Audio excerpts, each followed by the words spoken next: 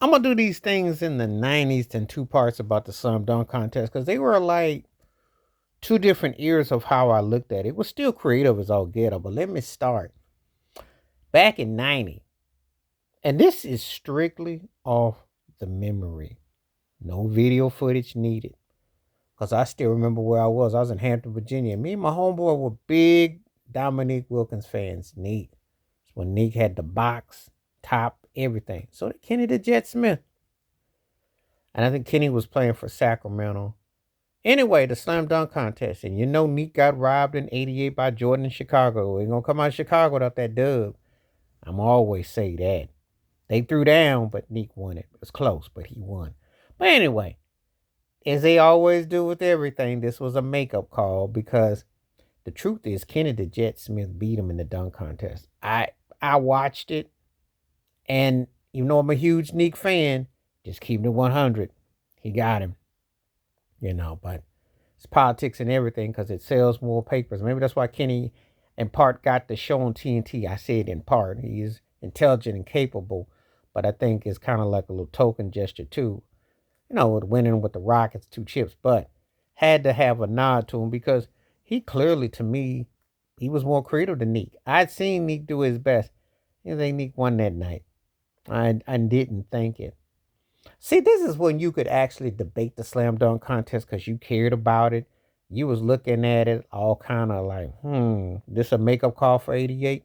That's what it felt like. So that's kind of how I went with that one. I just thought it was kind of like, uh, I was kind of like indifferent with it. So I was like, that's how they did it. That's what that was about. This was a makeup for 88. So, you know. And I think they knew bringing him back, they had to give it to him. Just saying. That's kind of how it felt. So that was the one for that. Then we get to the next year. D Brown won for the Celtics. And the funny thing is, see, this is how influential TV was. Again, the 90s is the last year before the superhighway took over with AOL and Yahoo and all that. We weren't as computer nowhere close. Still depending on the eyeball test, still depending on what we see, what we saw. And one of the things was it the shoes. Well, if any athlete came along in the slam dunk contest of basketball that really made the shoes a focal point, it was D Brown. Because when he tried to pump up his shoes, so many cats ran with that antic and that gimmick. I remember playing pickup ball back then, and cats was actually doing the D Brown. Now no one remembers his game. They remember his box top, but they remember him pumping his shoes up.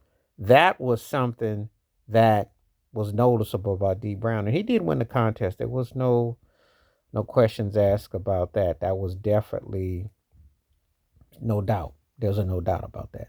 You know. Then we get to Harold Miner, Baby Jordan, and the antics and the member of the Miami Heat drafted him.